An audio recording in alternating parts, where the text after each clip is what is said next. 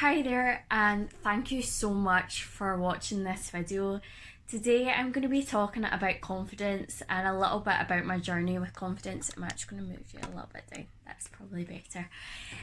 So when I first started even doing stories on my Instagram, people were messaging me like, you are so confident, like how do you do that?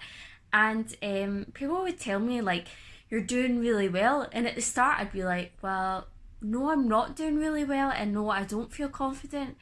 But I was looking at this in a different way. I was looking at how I was feeling when I did it, and I was looking at how many times I would redo a video until I got it the way that I wanted it to be. And doing really well, I looked at this more from a monetary point of view. So what I really learned is stopping myself from leaning into the negative, looking at it in a positive light. So when people were saying you're so confident, I started to think, yeah, I'm really confident because I'm putting this out there and I'm talking in front of a camera, and this is really uncomfortable for me to do, but I have the confidence to be able to actually do it. And the doing really well part, I started looking at, no, I'm doing really well because I'm sharing this information out there. I'm helping so many people.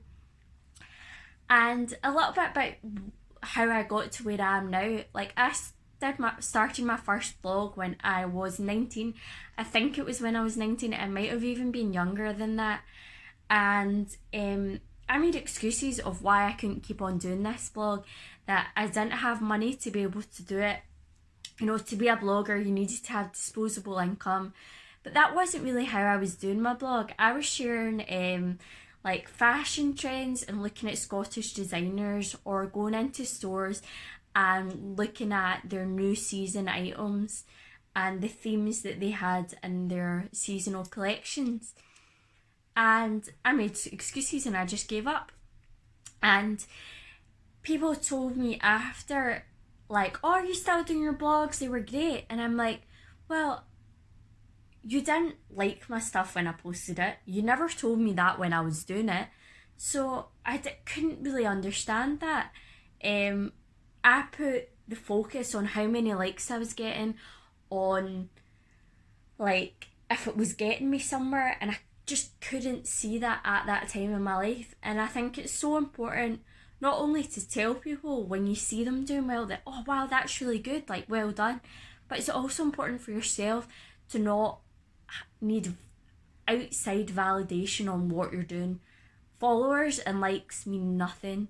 You don't need a massive amount of followers. It's reaching out to the people that actually connect with you and what you're doing, and the people that you're actually helping. Well, for me anyway.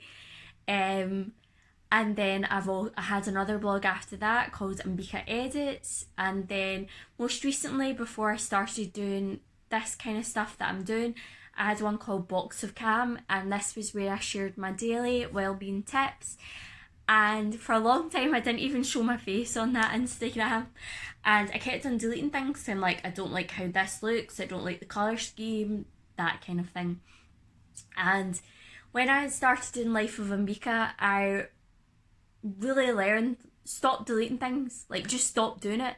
So I just archive things if I maybe don't like it at the time, or if it doesn't fit into how I want my timeline to look. And that also changed as well. I stopped being so perfectionist, because I was like wasting so much time trying to make everything look pretty, but I'm not actually putting enough time in actually helping other people. Like, me doing that isn't actually helping other people. And I think it's more like because I know how marketing works. I understand like how it should look and how you should have a consistent theme and that kind of thing. So stop deleting things. And when I've done Instagram, Wellbeing Wednesdays, there was a couple that I felt really uncomfortable with, where I was really open and I showed that another side to me that isn't always about being happy, and you know, you're going to have ups and downs, and some of them I was quite upsetting, but the point I was trying to make was really important, and I knew it was important, and I know I should have put it out there. And I talked to a couple of people about it, and they were like, do it. It's really good. It really shows like a more kind of vulnerable side, and they thought like people would be able to connect more to that. And I was like, right, okay. And still, throughout the night, I wanted to delete it. I was set on deleting this video. And that video, I got an amazing reaction from. So sitting with the uncomfortable is really, really important. And writing down and remembering these positive things also cements it in your brain. I've talked about this before. A little book of positivity is also really good to look back at when you're feeling low in confidence. And not giving up. So a lot of times throughout my journey and starting this, I really wanted to give up. Instead of like just deleting everything, saying nope, I'm not doing this, just took a break.